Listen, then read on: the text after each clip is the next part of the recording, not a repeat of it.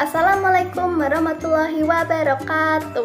Halo teman-teman semuanya. Izin memperkenalkan diri, nama Citra Ayu Pramdita dengan NPM 2013031012 dari Pendidikan Ekonomi Universitas Lampung. Saya di sini akan memberikan tips cara untuk meningkatkan keterampilan berkomunikasi. Yuk, simak yuk videonya. Sebelum lebih lanjut, kita perlu tahu nih, apa itu keterampilan berkomunikasi.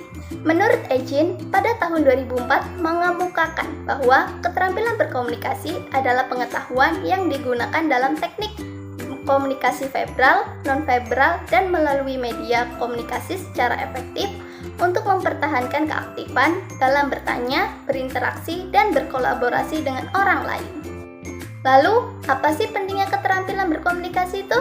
Pentingnya keterampilan berkomunikasi yaitu kita sebagai manusia merupakan makhluk sosial yang tidak bisa lepas dari hubungan dan kepentingan dari orang lain. Sehingga dengan adanya keterampilan berkomunikasi yang kuat akan membantu kita dalam semua aspek kehidupan, baik kehidupan profesional maupun kehidupan pribadi sehari-hari. Dan dengan adanya keterampilan berkomunikasi yang baik, maka dapat memudahkan bagi orang lain dan diri sendiri untuk memahami suatu informasi dengan lebih akurat dan cepat. Tips cara untuk meningkatkan keterampilan berkomunikasi, yaitu yang pertama, perhatikan artikulasi. Artikulasi adalah proses pembentukan bunyi dan kata. Artikulasi dari setiap kata yang diucapkan harus terdengar jelas oleh lawan bicara. Artikulasi dapat dilatih dengan mengucapkan A, I, U, dan O dengan bentuk bibir dan suara yang jelas. Yang kedua, melakukan kontak mata. Dengan melakukan kontak mata akan membuat lawan bicara merasa lebih nyaman. Sehingga dengan melakukan kontak mata yang baik akan memberikan energi yang positif. Dan setiap kalimat yang diucapkan akan terasa terdengar lebih meyakinkan di hadapan orang lain, sehingga orang lain akan mempercayai apa yang kita ucapkan. Yang ketiga, lakukan penyelarasan. Berkomunikasi, kita harus dapat menempatkan diri dengan lawan bicara sesuai dengan karakter dan usia mereka.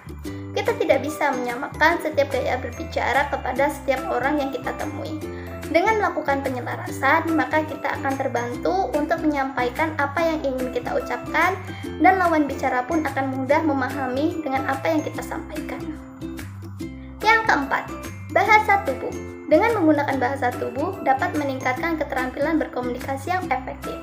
Bahasa tubuh yang dapat digunakan yaitu ekspresi wajah, gerakan tangan, dan gerakan tubuh. Saat melakukannya, kita harus seperlunya saja ya, jangan sampai berlebihan karena akan membuat lawan bicara risih dan merasa kurang nyaman. Yang kelima, berbicara dengan santai. Saat kita berbicara, kita harus santai ya, dan jangan sampai gugup.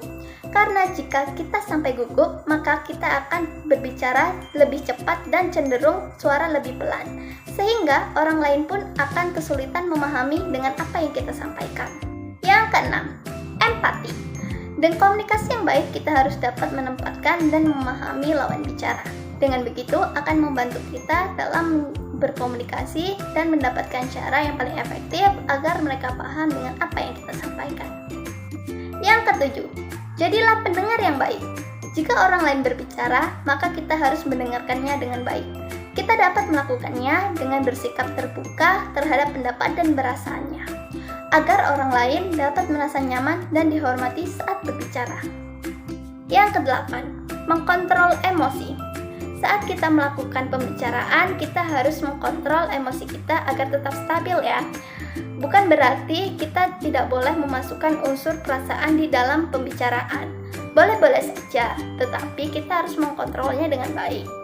Jangan sampai emosi yang mengendalikan pembicaraan kita. Jika itu terjadi, dapat dipastikan kita sudah gagal dalam berkomunikasi. Nah, itulah tips cara untuk meningkatkan keterampilan berkomunikasi. Semoga dengan apa yang saya sampaikan dapat bermanfaat bagi kita semua. Saya akhiri, wassalamualaikum warahmatullahi wabarakatuh.